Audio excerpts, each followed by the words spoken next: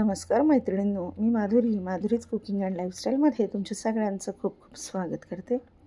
तर आज आपण अगदी झटपट होणारा आणि अगदी माव्यासारखा शिरा कसा बनवायचा ते बघणार आहोत। तर ह्यासाठी मी 1 वाटी रवा घेतलेला आहे आणि त्यामध्ये त्याच वाटीने 1 वाटी दूध घालून घेतलेला आहे। आता हा रवा आपण 10 मिनिटभर ह्या दुधामध्ये भिजवण्यासाठी ठेवणार आहोत, पण त्याआधी चमच्याच्या साहाय्याने हे दोन्ही असं एकजीव करून घ्यायचं आहे आणि याला साईडला ठेवायचं आहे। आता 10 मिनिट होईपर्यंत आपण कढईमध्ये चमचाभर तूप घालून थोडेसे ड्रायफ्रूट्स परतून घेणार आहोत। तरी साधारणपणे सोनेरी रंग येईपर्यंत हे ड्रायफ्रूट्स आपल्याला परतून घ्यायचे आहे। आता तुम्ही म्हणाल शिरा तर आम्ही सगळेच करतो किंवा आपण सगळेच करतो, ह्यामध्ये असं काय स्पेशल आहे? तर हा शिरा खायला अगदी माव्यासारखा लागतो। दुसरी गोष्ट म्हणजे कमी तुपामध्ये बनून तयार होतो। तर आता ह्या पद्धतीने हे ड्रायफ्रूट्स आपण छान तळून घेणार आहोत। ह्याचा रंग बदलायला सुरुवात झालेली आहे। आता याला एका वाटीमध्ये आपण काढून घेऊयात। आता ह्याच्यामध्ये मी साधारणपणे 4 चमचे तूप घालून घेतलेला आहे आणि दुधामध्ये भिजलेला जो रवा आहे तो ह्यामध्ये घालून घ्यायचा आहे। तुम्हाला वाटत असेल आता हा भिजून चिकट झाला आहे, तसं काहीही होत नाही। मध्यम आचेवर हा रवा भाजून घेतला की हा अगदी कोरडा होतो। तर शक्यतोवर हा शिरा करताना नॉनस्टिक कढईचा किंवा नॉनस्टिक पॅनचाच वापर करायचा, त्यामुळे हा जो रवा आहे हा कढईला किंवा पॅनला अजिबात चिकटून बसणार नाही। तर तुपाचा म्हणाल तर मी फक्त 4 चमचे तूप याच्यामध्ये घालून घेतलेला आहे। ह्या पद्धतीने ह्याला असं भाजून घ्यायचं आहे।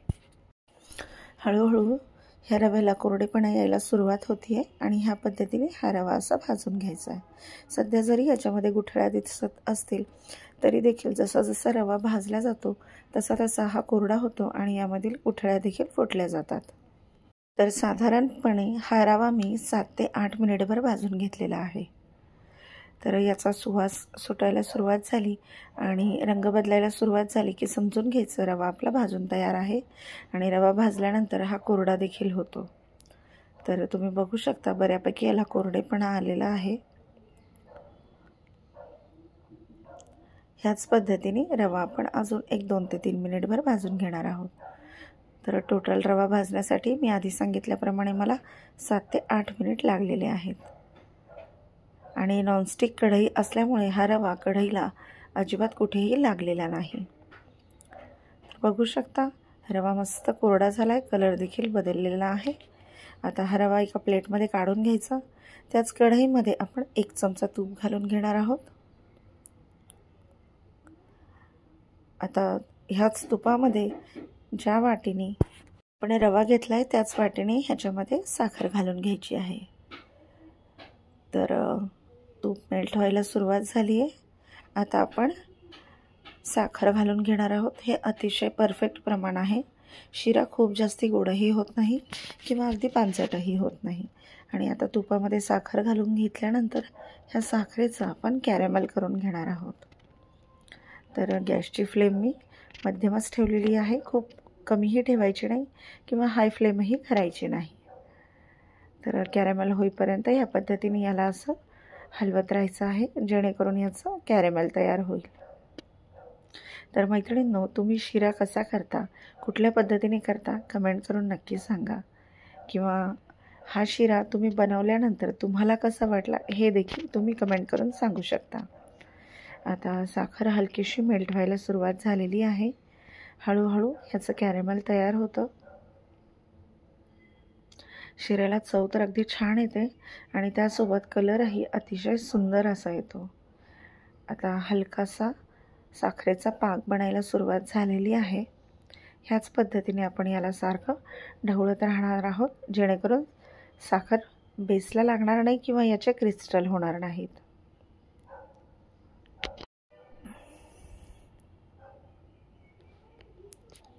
आता तुम्ही बघू शकता बऱ्यापैकी साखरेच्या फॉर्मॅटमध्ये चेंज आलेला आहे। आता अजून याला आपण साधारणपणे 5 ते 6 मिनिटभर याला असंच परतत राहायचं जेणेकरून याचं कॅरेमल तयार होईल।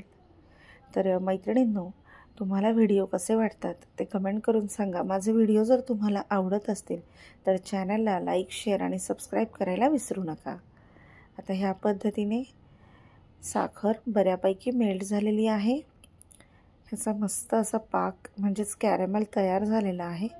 ज्या गुठळ्या आहेत त्या आपण अशाच हलवत राहून फोडून घेणार आहोत आणि कलर देखील याचा छान बदललेला आहे.